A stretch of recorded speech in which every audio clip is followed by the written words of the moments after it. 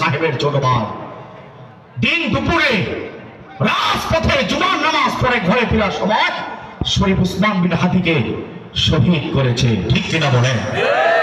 আমার বড় দুঃখের বিষয় হলো কোন গায়িকা, নায়িকা, নর্তকী কি করে, কে কি করে সব মিডিয়াতে ধরা খায়, কিন্তু শরীফ উসমান হাদির মতো একটা মেধাবী সন্তানকে এই ভারতের আগ্রাসনের বিরুদ্ধে কথা বলার কারণে তাকে শহীদ করা হয়েছে, হত্যা করা হয়েছে, তার বিচার করা হচ্ছে না। আমার মনে হয় শহীদ উসমান হাদির হত্যার পক্ষে বড় বড় ওয়াকফদের হাত আছে। আল্লাহু আকবার, আল্লাহু আকবার, ঘরে যাও, হাদিসের আলো, ঘরে যাও, দুনিয়ার মুসলিম এক হও, এক হও, তাকবীর, আল্লাহু আকবার।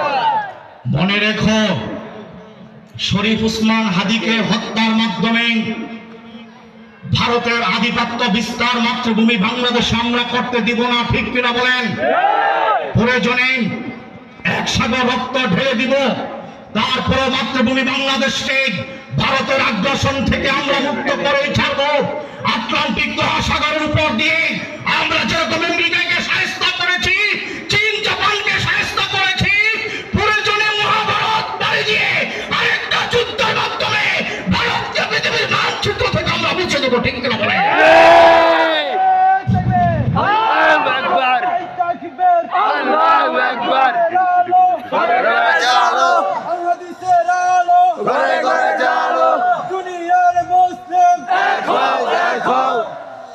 ভারত আমাদের জাত শত্রু, এটা মনে রাখতে হবে। ভারত যা দিয়েছে তার চেয়ে বেশি কেড়ে নিয়েছে। মনে রাখবেন, হাজী শরীয়তুল্লাহ এদেশের একজন মুসলিম হৃদয়ের স্পন্দন। অসংখ্য বিজ্ঞানীরা, মুসলিম মনীষীরা বলেছিলেন, ভারত যেদিন দেখবে আমাদের পক্ষে বলছে, সেদিন ভারত আমাদেরকে আগ্রাসন বেশি করে চালাচ্ছে। যেদিন বুঝবে ভারত আমাদের বিরুদ্ধে, সেদিন মাতৃভূমি বাংলাদেশের প্রতিটি স্বাধীনতা, প্রতিটি জেলায়, প্রতিটি অংশে মানুষের অন্তরঙ্গে হয়ে যাবে। ঠিক কিনা বলেন? ভারত মনে রেখো তুমি, আমরা বলি না ইনশাআল্লাহ প্রয়োজনে শরীফ উসমান হাদির মতো শাহাদাত বরণ করব, তারপর এদেশকে ভারতের আগ্রাসন থেকে মুক্ত করে ছাড়বো। কষ্ট হচ্ছে আপনাদের? আমার এখানে যুবকেরা বুঝতে পেরেছে ভারত আমাদের শত্রু। ভারত আমাদেরকে পানি দিয়ে মারে, ভারত আমাদেরকে বিভিন্ন সময়ে আমাদের উপর আগ্রাসন চালায়। গত